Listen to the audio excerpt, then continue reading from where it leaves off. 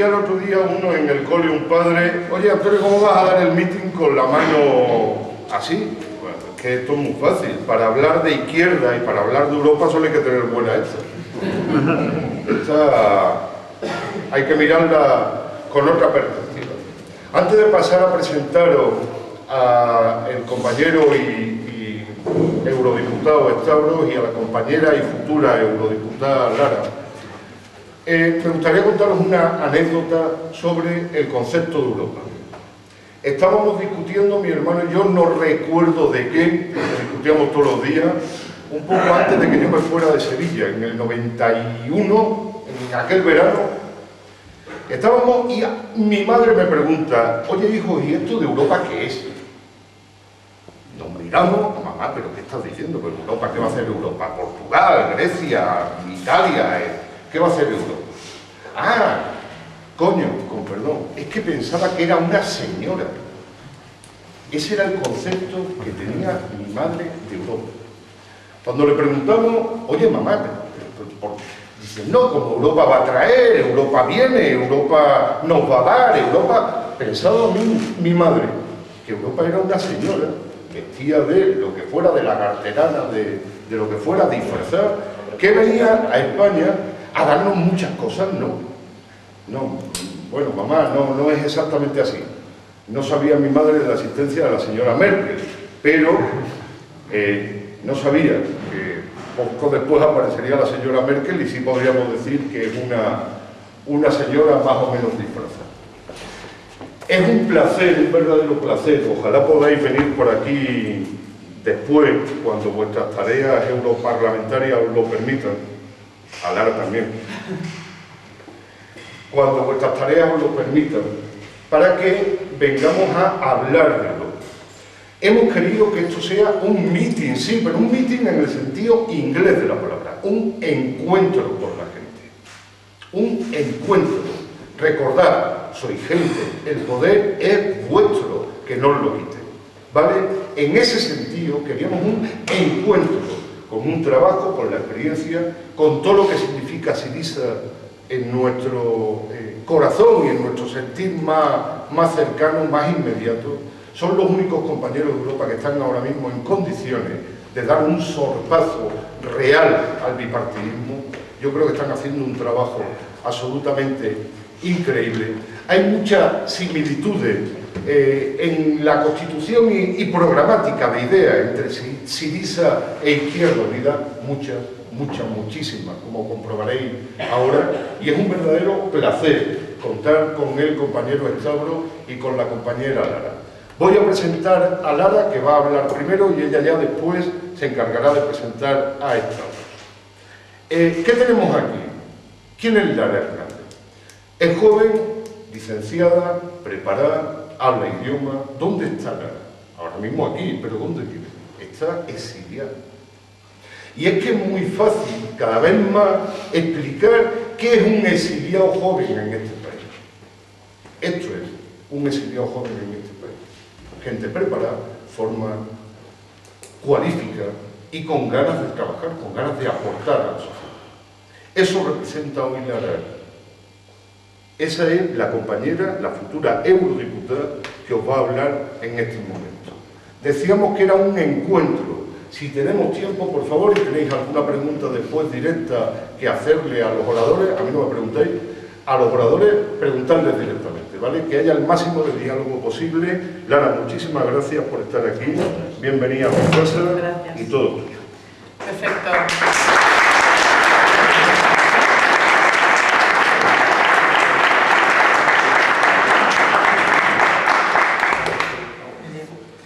Bueno, pues buenos días, buenas tardes, dependiendo. En primer lugar, quería agradecer pues, bueno, esta bonita y entrañable presentación, y por supuesto agradecer a Izquierda Unida Alcázar de San Juan que haya puesto en marcha, ¿no? Una actividad como esta en una bonita mañana de domingo. Y por supuesto agradeceros a todos y a todas vosotras vuestra presencia aquí hoy, precisamente para esto, ¿no? Para esto que señalaba el compañero, que es encontrarnos, poder debatir, poder charlar, poder solucionar todas las dudas, tanto de un lado como de otro, en relación a qué es Europa, cómo nos afecta a Europa y, por supuesto, la importancia de las próximas elecciones europeas del próximo 25 de mayo.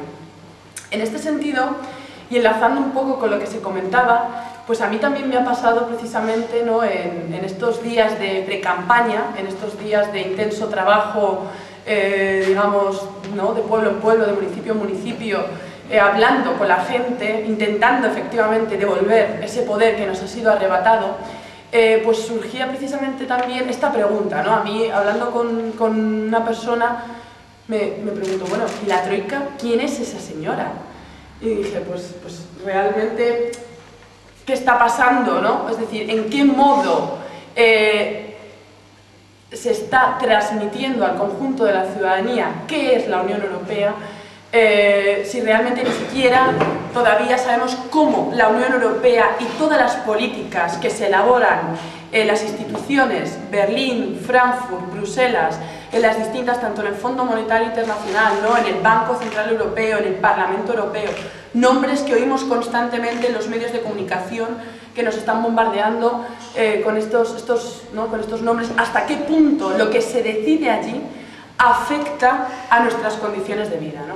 Esta parte se ignora, este camino, estos 3.000 kilómetros, ¿no?, que nos separan, lo ignoramos, pero lo que no ignoramos, lo que conocemos muy bien todas y todos, es que comprobamos en nuestra propia piel, en nuestras propias carnes, que nuestras condiciones de vida van cada día peor. Esto lo sabemos, lo vivimos, se ve, ¿no? Estamos rodeados de paro, de desahucios, dificultad a la hora de acceder a la sanidad pública, vemos que hay un aumento en las tasas universitarias, que no hay plazas en las formaciones profesionales. Bueno, hablar de la Unión Europea es hablar de esto. Hablar de la Unión Europea hoy día es hablar de esto. Porque la Unión Europea, a pesar de su complejo proceso histórico de formación, ¿no?, que podríamos remontarnos a los años 50, cuándo surge, cómo surge, qué tratados, qué arquitectura institucional está detrás de la Unión Europea, podríamos hablar de todo esto, ¿no? Pero es que es realmente tan complejo, porque así lo han querido ellos, así lo han querido esas personas de traje y corbata que han puesto en marcha, ¿no?, esta arquitectura institucional tan compleja, han querido construir este sistema precisamente para blindar la participación democrática en la misma, ¿no?, para blindarla. Entonces yo aquí hoy me gustaría hablaros, ¿no?, me gustaría lanzar algunas pinceladas para el debate posterior, que es lo que realmente considero fructífero y productivo, ¿no? Como digo, pues efectivamente la Unión Europea tiene una arquitectura institucional compleja. Hay muchos tratados, el Tratado de Lisboa, el Tratado de Maastricht, este es importante, probablemente todos y todas lo conoceréis, el Tratado de Maastricht al que solo nosotras y nosotros, Izquierda Unida, en su momento se opuso. Esta serie de tratados, esta serie de reformas económicas y políticas solo buscan, digamos, bueno, están basadas fundamentalmente en dos principios. En primer lugar, hay un déficit democrático en las instituciones europeas. ¿Esto qué quiere decir? Un déficit democrático. Las instituciones europeas son en sí mismas instituciones, digamos, que los propios procesos para elegir a sus miembros son procesos oscuros, son procesos en los que las instituciones mismas, el propio Parlamento Europeo, ¿no?, como lugar máximo de representación, tiene dificultad a la hora digamos, de acceder. Este déficit democrático es algo que se denuncia en la línea 1 del programa de Izquierda Unida a las elecciones europeas. Queremos, como condición de posibilidad de todo lo que vaya a venir después, queremos en primer lugar una Unión Europea democrática, unas instituciones democráticas, empezando por el Parlamento Europeo, ¿no? Necesitamos que el Parlamento Europeo deje de ser un altavoz, deje de ser un mero instrumento a través del cual conocemos los conflictos que se dan en la Unión Europea y pase a ser una institución democrática en sí misma. Y bueno, ¿esto qué diréis? Bueno, realmente, pues aquí tampoco vamos a dibujar el mapa, ¿no? De qué es la Unión Europea, cómo funciona, pero es importante, es muy importante que entendamos en qué medida este entramado institucional nos afecta a nuestro día a día. Y es que en el marco, ¿no?, de esta institución hay dos elementos fundamentales que tenemos que dibujar y hay que dejar claro. Y estos dos elementos fundamentales los conocemos también nosotros muy bien en el marco del Estado español, y me estoy refiriendo al Partido Popular y al Partido Socialista. Todo este fondo del cuadro que acabo de intentar dibujar, no funcionaría sin sus dos elementos principales: el bipartidismo. Para entender qué es el bipartidismo, tenemos que tener claro que el sistema bipartidista es el modo, es el sistema que garantiza que las únicas personas que no se presentan a las elecciones nos gobiernen. Es decir, el poder económico, el Banco Santander, el BBVA, Iberdrola, Endesa. El bipartidismo es ese sistema que garantiza que el poder económico y financiero nos gobierne. Los medios que el poder económico tiene, ¿no?, para, digamos, controlar a la clase política son varios, ¿no? Todos sabemos que existe la financiación legal, ilegal, para ilegal, el apoyo de los medios ideológicos, los grandes medios de comunicación, etc. Pero hay un instrumento fundamental a través del cual el poder económico controla al poder político, y es la corrupción. Es decir, no es baladí, no es casual que en nuestro país la corrupción atraviese verticalmente todo el panorama institucional. La corrupción no es una anécdota del sistema. La corrupción es el medio fundamental que tiene la oligarquía financiera, el poder económico, para controlar a la clase política. Y veréis, este juego es aparentemente sencillo, pero es profundamente perverso. ¿Por qué? El poder económico, los poderosos, la banca, controla a la clase política. Los medios de comunicación, los grandes medios de comunicación, controlados a su vez por el poder económico, difunden en lo mediático, difunden que, digamos, difunden la corrupción como si fuera algo propio, algo consustancial de la vida pública, ¿no? Difunden en sus distintos medios la corrupción como algo propio de la vida pública. El efecto que se produce de esta difusión, de este mensaje, es dos. En primer lugar, se produce el rechazo de la vida pública, se produce el rechazo de la política por gran parte de la población, ¿no? Hay una desafección de la política. Ahora mismo, ¿no?, me preguntaban cuáles creo que son las causas por las cuales los jóvenes, ese sector social, no va a ir a acudir a votar. Bueno, una de las causas por las cuales esta desafección política se produce, de hecho, radica precisamente aquí, en cómo los medios de comunicación transmiten esa visión de la vida pública como algo propio, a lo cual es consustancial la corrupción, ¿no? Es decir, el mensaje que se traslada es que en lo colectivo no hay una salvación, que directamente tenemos cada cual que buscarse las castañas por su cuenta, ¿no? Y en segundo lugar, el efecto que se produce de este juego es que en el plano mediático, ¿no?, en el plano de la opinión pública, desaparece el verdadero agente corruptor, desaparece el poder económico como el que verdaderamente está controlando y domesticando a la democracia, ¿no? Y yo os podría preguntar, llegados a este punto, digo, bueno, os pregunto, ¿qué creéis vosotros y vosotras que va a hacer el Partido Popular y el Partido Socialista durante la campaña a las europeas? ¿Qué creéis que es lo que va a hacer? Bueno, pues aunque en este caso sea yo la que conteste, pero creo que estaríamos en gran parte de acuerdo, porque van a hacer lo que vienen haciendo hasta el momento, van a estar constantemente criticándose el uno al otro. Este juego de crítica del uno al otro, este autorreferenciarse, ¿no?, es un mecanismo de reforzamiento, porque hace parecer que no hay más alternativa al PSOE que el PP, y no hay más alternativa al PP que el PSOE. Y esto es así, esto es así. Entonces, en esta medida, hay que trabajar en dos cuestiones. En primer lugar, nosotros y nosotras tenemos que señalar quién es el verdadero enemigo. Tenemos que salir de esta farsa de este teatro mediático, verbal, en el que ellos juegan, señalando al verdadero enemigo, al poder económico, a esa casta, a esos consejos de administración que nos están gobernando, a esos pocos que se benefician a costa de una mayoría social que no somos más que nosotros y nosotras, que vemos, en mi caso, por ejemplo, que no hay futuro, que yo no sé dónde voy a estar el día de mañana, ¿no? Como gran parte de mi generación. Eso en primer lugar.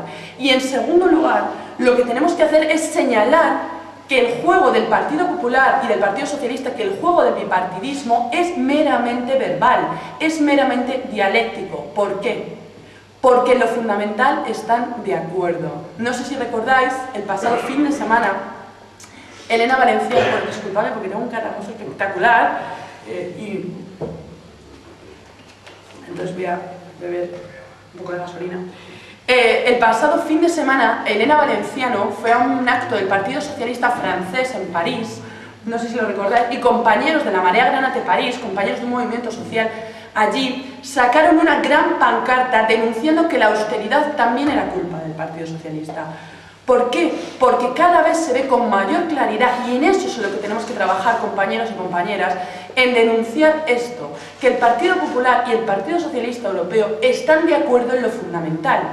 Un 73% de las resoluciones que se firman y votan en el Parlamento Europeo en Bruselas son firmadas y votadas por los dos. Y voy a señalar dos tratados. Y diréis, qué aburrido, pero es importante que nos quedemos con estas ideas. Voy a señalar simplemente dos tratados que todas y todos conocéis, pero con otro nombre. El Tratado de Estabilidad Económica, Estabilidad, Coordinación y Gobernanza del Euro, y el Tratado Constitutivo del Mecanismo Europeo de Estabilidad. Estos dos tratados limitan el déficit al 3% del Producto Interior Bruto y limitan la deuda al 60% del Producto Interior Bruto. Es decir, la reforma del artículo 135 de la Constitución. Ni más ni menos que eso. Estos dos tratados están consagrados constitucionalmente en la reforma que Zapatero llevó a cabo del artículo 135. Un artículo que prioriza el pago de la deuda por encima de la inversión pública, por encima del pago de las necesidades sociales de la ciudadanía. Estos dos tratados que están consagrados en ese artículo han sido firmados y aprobados en el Parlamento Europeo por el Partido Socialista, por el Partido Popular, por UPyD y por la derecha nacionalista vasca y catalana. Esto demuestra que en lo fundamental sus políticas van orientadas en la misma dirección. Y es que efectivamente cuando priorizamos el pago de la deuda, ¿no? Cuando se prioriza este pago de la deuda por encima de las necesidades sociales de la población, ¿qué es lo que obtenemos? Pues lo que obtenemos lo conocemos todas y todos. Obtenemos paro, más de 6 millones de parados, 56% de tasa juvenil, de tasa de desempleo juvenil. Obtenemos desahucios, obtenemos recortes en sanidad y en educación, obtenemos un refuerzo del modelo tradicional de familia, obtenemos la voluntad política de relegar a la mujer al ámbito doméstico, de decirnos desde el Ministerio de Justicia cuándo tenemos que ser madres. Obtenemos también exilio económico juvenil. Y me voy a referir brevemente, ya concluye y doy paso al compañero, me voy a referir brevemente al exilio económico juvenil porque realmente es una cuestión muy grave, ¿no? Bueno, yo lo que he intentado a la hora de presentaros un poco la arquitectura institucional, ver qué agentes están trabajando allí y ahora vamos a ver en qué medida esto nos afecta a nosotros y nosotras. Y es que el exilio económico juvenil es el síntoma más grave, es el fenómeno más grave en el que digamos, todo lo anterior cobra sentido. Porque, ¿qué es el exilio económico juvenil? ¿Qué es la emigración juvenil? ¿Qué significa para un país que una generación completa esté siendo obligada a hacer las maletas y emigrar? Bueno, en primer lugar tenemos que visibilizar este fenómeno. Tenemos que decir que las causas de que nos estemos yendo están precisamente aquí. Están precisamente en que no podemos trabajar. Están precisamente en que no podemos estudiar. Porque las tasas a la universidad son cada día más caras. Porque no hay plazas, insisto, en las formaciones profesionales. Las causas también están en que no tenemos condiciones de vida digna. porque las personas jóvenes que pueden acceder a un empleo se enfrentan a situaciones, a modalidades de contratos sin relación laboral. Estoy hablando de los becarios y las becarias que pueden llegar a ocupar ese puesto de trabajo de un modo indefinido. Estamos hablando de personas para las cuales los 1.000 euros, ser 1.000eurista es una utopía. Estamos hablando de jornadas laborales de más de 8 horas. Además de no tener un empleo digno, tampoco tenemos un acceso a la vivienda. Para nosotros y nosotras hoy día es muy difícil acceder a un alquiler, bueno, social, ya el apellido es ya casi un sueño, ¿no? Y es que conectar estas causas con el hecho de que nos vayamos, conectar la causa estructural que vive la juventud en este país con el hecho de que nos estemos yendo es algo fundamental y es algo que la derecha está empeñada en negar. Porque el argumento fundamental, tanto del gobierno de este país como de altos dirigentes del Partido Popular, es negar que la crisis nos está expulsando. En esta medida es la que tenemos que denunciar y tenemos que visibilizar, primero, que nos estamos yendo porque sus políticas nos están echando. Sus políticas nos están echando. Y en segundo lugar, que nos vamos porque no tenemos otra alternativa. No tenemos más alternativa. Las cifras en esta cuestión es muy importante y simplemente os voy a explicar una cuestión. Hay mucha gente que dice, ¿no?, que no nos vamos, que hay que mirar los datos y probablemente habréis leído, ¿no?, hace poco se dio un avance del padrón de 2014 en el cual se decía que 141.000 españoles habían vuelto a España porque había habido un aumento de la población. Bueno, es muy importante dejar claro, y esto también yo lo quiero decir en la medida en que yo estoy en la lista europea porque soy una propuesta de la Federación de las Federaciones del Exterior, es decir, hay mucha gente, hay muchas personas de procedencia española que residen fuera, que emigraron en los años 60, 70 y levantaron el país desde la clandestinidad y desde el exterior. Bueno, pues actualmente el proceso de registro en los consulados, en las embajadas españolas, es un proceso dificultoso, es un proceso que trae más inconvenientes que ventajas. ¿Por qué? Porque cuando nos inscribimos perdemos el derecho a votar en las elecciones municipales y perdemos el derecho al médico de cabecera, ¿no?, a la seguridad social en nuestra ciudad de residencia. Es por este motivo por el que muchas personas jóvenes que actualmente están emigrando no se registran, no se dan de alta en el padrón. De ahí, ¿no?, el baile de cifras, por así decir. ¿Cuál es la traducción política del hecho de que no se esté atendiendo a esas personas en el exterior? Pues todos y todas habréis oído hablar, ¿no?, de la recientemente aprobada medida que quita la tarjeta sanitaria europea a las personas paradas o estudiantes que están por encima de 90 días en el exterior. Bueno, esto lo que denota, lo que demuestra es que el gobierno no está atendiendo a las necesidades vitales de esas personas que están residiendo en Alemania, en Reino Unido, que les favorece, por así decir, una situación de desamparo, ¿no? Porque en el caso de Alemania, por ejemplo, como es mi caso, de hecho, de facto, nos dejan desamparados a nivel sanitario. La segunda traducción es la cuestión del voto rogado, ¿no? Y esto os lo transmito aquí en la medida en que las personas, para que sepáis que las personas residentes en el exterior tienen la complicación doble, el trámite burocrático de tener que rogar el voto, de tener que pedir la papeleta, lo que les deja en una situación digamos, de desigualdad frente a su legítimo derecho de ejercer la ciudadanía, el derecho al voto, ¿no? Igual para toda la ciudadanía. Estas cuestiones hay que visibilizarlas. ¿Por qué? Porque tenemos que denunciar, en segundo lugar, tenemos que denunciar la retórica oficial del gobierno. Este gobierno y miembros del Partido Popular que nos dicen que somos movilidad exterior, que vamos fuera a aumentar el prestigio de la marca España, que somos aventureros. Bueno, esta retórica oficial que busca ridiculizar el proceso de búsqueda de trabajo fuera no es una cuestión baladí, no es una cuestión casual, no es una tontería. Esto es una estrategia bien pensada y es una estrategia bien orquestada desde arriba, porque si yo oculto las cifras de quiénes se van, el discurso me cambia de color de puertas hacia adentro. ¿Y qué es lo que obtengo? Una tasa de paro general más baja. Eso es lo que está pasando, de hecho. Si vamos a las encuestas de la población activa del año pasado, vamos a ver que por primera vez, los números de la población activa bajan. Es decir, hay cada vez menos personas en disponibilidad de trabajar. Hay cada vez menos personas en disponibilidad de trabajar. Esas son las cifras que no se publican en los medios de comunicación. Pero ¿dónde están estas personas? Estas personas se están yendo. Y en esta medida es en la que digo, y con esto voy concluyendo, que la cuestión juvenil es el problema fundamental de este país.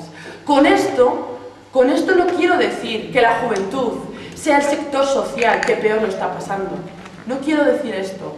Lo que quiero decir es que hablar hoy, de la situación de la juventud en este país es dar luz, es ver con mayor claridad, es entender mejor si cabe a qué nos está llevando esta crisis. Porque un país que no es capaz de dar salida a toda una generación es un país que en sí mismo es un país fracasado. Es un país fracasado en el que nos ha sido robado nuestro futuro, en el que nos han robado el futuro. Entonces, es en esta medida en la que señalo que hablar de la cuestión juvenil hoy es hablar del problema fundamental de España. Y no se trata de una lucha generacional, sino de un enfrentamiento social. Porque tengámoslo claro, mi generación va a vivir mucho peor que la generación de mis padres. Porque ese ascensor social en el que nos montamos, cuando nos dijeron que Europa nos iba a hacer más ricos, nos iba, digamos, a traer beneficios a todos y todas, ese ascensor social que pensábamos que iba a ir hacia arriba, bueno, pues ha venido una tijera, la tijera de los recortes, y lo ha cortado el cable. Estamos ahora mismo cayendo hacia abajo. Y este es el contexto en el que se da el 25 de mayo. Este es el contexto, pero no quiero que os vayáis de aquí con un mensaje, digamos, no pesimista, en fin, o sea, este es el contexto, pero esto no quiere decir que la movilización, el momento de transformación social en el que ya estamos, en el que ya estáis todos y todas vosotras y vosotros metidos en la medida en que, bueno, estamos en el Alcázar de San Juan, un símbolo de una batalla y sobre todo de una victoria en el ámbito de lo público, en la batalla contra la privatización del agua. Estamos en un momento de transformación social, estamos en un momento de excepcionalidad histórica. Y en este contexto, en el ciclo que inaugura el próximo 25 de mayo, en el ciclo electoral que se inaugura y que culminará con las elecciones generales el próximo año, es importantísimo que traslademos las batallas que vosotros y vosotras habéis dado en la calle, habéis dado desde abajo con la gente y por la gente, que traslademos esa batalla a lo institucional.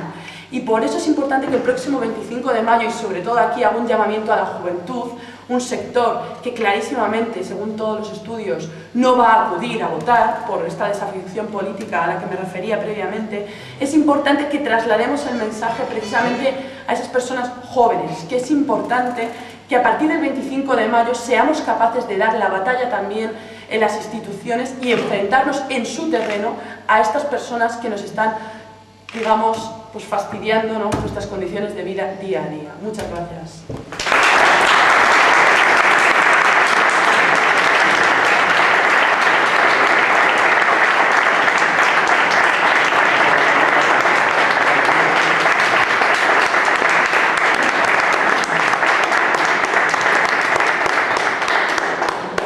Bueno, pues muy brevemente os dejo con Stavros, a ver si lo digo bien, Karakunis. Bueno, Karakunis. gracias. Estos nombres griegos están difíciles. Son muy difíciles. Bueno, primero quería agradecer a la Izquierda Unida de Alcázar de San Juan por la invitación. Es un honor para mí. Pero antes quería decir algo sobre Lara. Sí tenemos en la candidatura de Izquierda Unida candidatos o candidatas tan dinámicas como Lara. Estoy seguro que tengamos muy buenos resultados en las elecciones europeas el 25 de mayo. Lo que ha dicho Lara es la Europa de hoy, la Europa que quiere el bipartidismo. Esa es la verdad, es la realidad del bipartidismo europeo. ¿Por qué hablamos de un bipartidismo europeo? Tenemos un bipartidismo en Alemania primero, en la sede del bipartidismo, los socialistas y los neoliberales, los cristianodemócratas, tienen el poder. Pero en Grecia también los grandes enemigos del señor Samaras en el pasado y del Partido Socialista, del líder histórico del socialismo griego, de Andreas Papandreou, ahora están en la misma mesa pensando siempre sobre recortes, recortes y recortes. Esa es la realidad de Europa de hoy. Y hablando un poco pero antes quería decir algo sobre Alcázar de San Juan, que me permite. Cuando los compañeros de Madrid me dijeron que vamos a visitar Alcázar de San Juan, bueno, yo busqué algunas informaciones en la red y he visto que Alcázar de San Juan podemos decir, es un símbolo de la lucha del pueblo, de la gente contra la privatización del agua. Y como me han dicho los compañeros, posiblemente es la única lucha que hemos ganado hasta ahora en España. Yo vengo de una ciudad griega que se llama Keratea. Bueno, no es una ciudad tan conocida, está cerca de Atenas. Y también, Keratea es un símbolo también en Grecia, porque es la única ciudad. Bueno, hace 2 años el gobierno griego quiso construir un vertedero y el pueblo de Keratea resistió contra esta construcción de vertedero. 168 días los policías antidisturbios ocuparon nuestra ciudad. Si queréis podéis buscarlo en la red, la palabra es Keratea, y podéis ver todo lo que pasó en nuestra ciudad. Pero al final ganamos y por eso también nuestra ciudad es un símbolo. Por eso quiero decir que nosotros tenemos muchas cosas en común.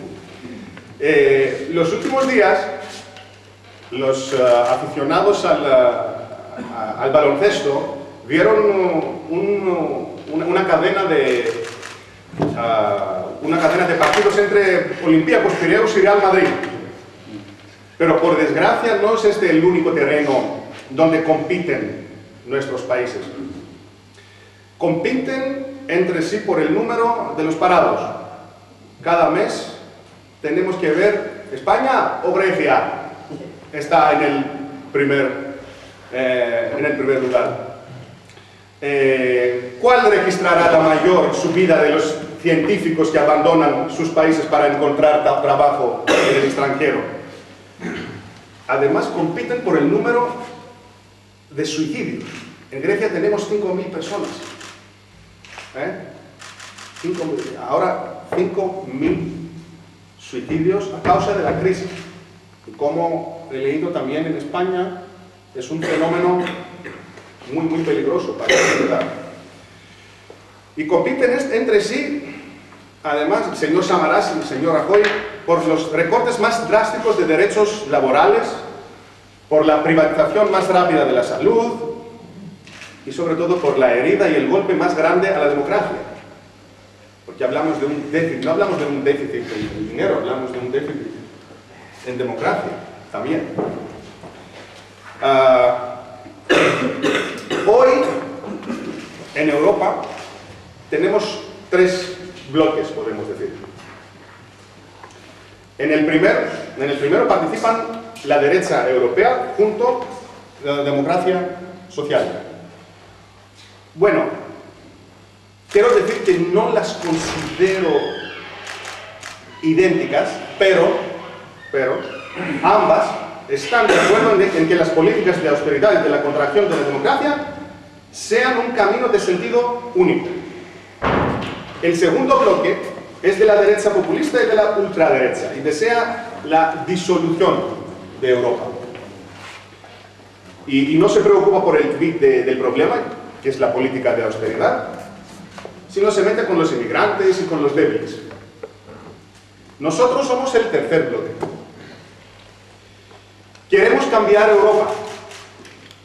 No queremos su disolución. Y nosotros somos más pro-europeos que los otros dos.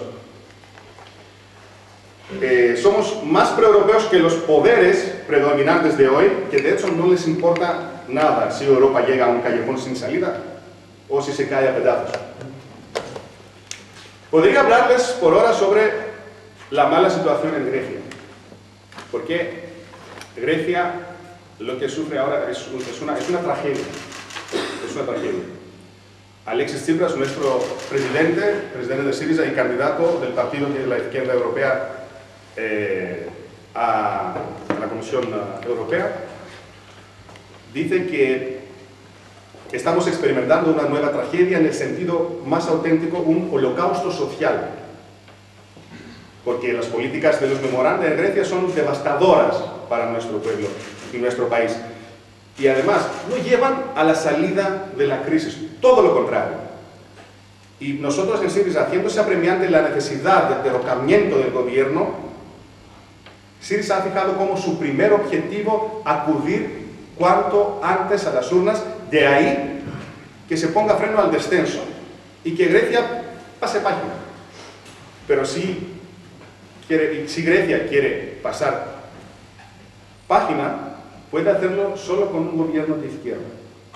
Un gobierno de izquierda que primero abolirá los memoranda, pondrá en marcha un plan de saneamiento económico y de reconstrucción social, y sobre todo con el pueblo griego soberano y capaz de reivindicar su participación igualitaria en el rumbo europeo.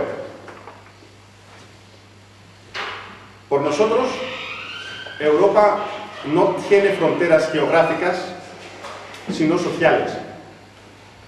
Luchamos por repasar estas fronteras, que una vez que Syriza llegue a ser el gobierno, el primero en poner en marcha será una amplia alianza de los poderes políticos y sociales en el sur europeo. Pero algo así no está en manos de un solo país. Para aceptarlo en Grecia nos hacen falta el consenso social y el apoyo español, italiano, portugués. Pero luchamos unos al lado de otros contra aquellos que toman decisiones siempre a puerta cerrada y que entristecen aún más nuestras vidas. Pero cuando hablamos de una alianza del sur, no podemos dejar fuera de esta alianza los trabajadores del norte. No es una guerra civil europea entre el norte y el sur. Es una guerra de clases, es otra cosa. Hablando de Alexis Tsipras, hoy Alexis Tsipras está en Santiago de Compostela. Como he dicho a los compañeros, es el fin de semana de Syriza en España, en toda España. Hablando de nuestro presidente, hoy he visto en El País que presentan la candidatura de Alexis Tsipras como el seductor. Como el seductor. Bueno, no sabía que El País es como una revista de corazón, pero bueno. Otra revista, en este caso alemana, Spiegel, calificó a Alexis Tsipras como el hombre más peligroso para Europa. Pero no se nos dijo para qué Europa. Alexis Tsipras es verdaderamente peligroso, lo sé. Pero para los que desean una Europa de austeridad, para los que desean una Europa con salarios mensuales de 300 o 400 euros, para los que sueñan con una Europa de desempleo y de precariedad, para todos nosotros, al contrario, para mí personalmente es un honor luchar junto a esta persona tan peligrosa para el sistema. Es que necesitamos algunas veces en la historia personas peligrosas. Y creo que junto a Alexis Tsipras como candidato de la izquierda europea a presidente de la Comisión, libramos todos juntos esta batalla para que la esperanza para un mañana mejor se vuelva a asomar por la cara de todos los europeos, por todas partes de Europa, tanto en el norte como en el sur. Como he dicho, los pueblos europeos tienen que pasar página. Y lo más importante, bueno, se vuelve a colocar al hombre en el epicentro de la política y se alejan de la escena de los intereses de los bancos. Hoy hablamos de la Europa de los bancos, siempre los bancos. Hemos pagado muchísimas veces esta, ¿cómo se llama? ¿Cómo? Rescate. El rescate, es el rescate de los bancos. ¿Por qué? Esto por lo menos en Grecia, y no solo en Grecia, sino en muchos países, no podemos entenderlo. El rescate de los bancos. ¿Por qué no el rescate de mi familia o de nuestras familias? El rescate de nuestros hijos. ¿Por qué nuestros hijos tienen que buscar su rescate en Alemania o, no sé, en el norte, en otros países? Es un misterio. Nosotros en la izquierda no podemos entender esta política. ¿Cómo? Se llama capitalismo. Sí, es verdad, es verdad. Imperialismo. Imperialismo. Bueno, pero si los europeos quieren pasar página, tienen que votar. El sistema quiere que la gente no vote en las elecciones de mayo. Por ejemplo, los medios de comunicación en Grecia, en unas maneras, bueno, tienen unas estrategias y dicen a la gente, bueno, 25 de mayo, un domingo muy bueno, vamos a las playas porque posiblemente hace mucho calor, sería mejor, bueno, dejar las urnas y disfrutar un día en la playa. Eso es la estrategia y la política de los medios de comunicación que apoyan este sistema bipartidista. El bipartidismo no es un fenómeno solo español, descaradamente lo tenemos todos. Tenemos que votar, amigos y amigas, compañeros y compañeras. No podemos dejar nuestro futuro en las manos los que han destruido nuestras vidas. Y yo personalmente utilizo este verbo, destruir, porque la realidad en Grecia es muy mala. Sin vivirlo, sin tener esta experiencia, no podéis probablemente entender lo malo que ha hecho la troika en la vida de los griegos. Y hablando de troika, ¿quién ha votado por la troika en Europa? Si hablamos de democracia. Yo nunca. No sé si vosotros, pero yo no. Y no solamente yo, sino muchísimos pueblos. Hablamos de déficit de democracia. ¿De qué gobierno griego hablamos? Si el primer ministro tiene que llamar al representante del Fondo Monetario Internacional o del Banco Central Europeo, si es posible, por ejemplo, firmar algo para una ley. ¿Eso es democracia? No. Es algo nuevo. Tenemos que dejarlo en nuestro pasado y tenemos que aprender muchísimas cosas de esta historia. Porque la historia se repite. Tenemos que aprender muchísimas cosas de esta historia de troika.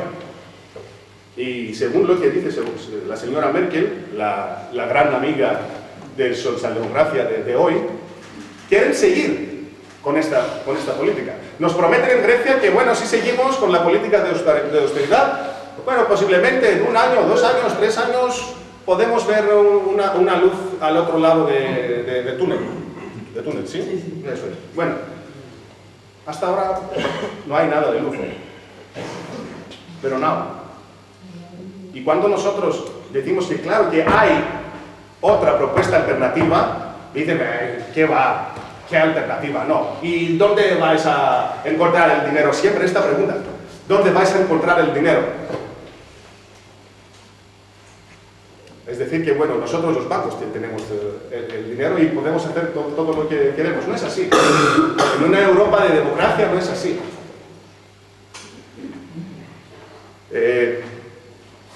Amigos y amigas, los españoles y los griegos somos pueblos con larga historia, civilización y cultura particular. Y no es casualidad que nuestra cultura reciba presiones en torno a las artes y a la educación.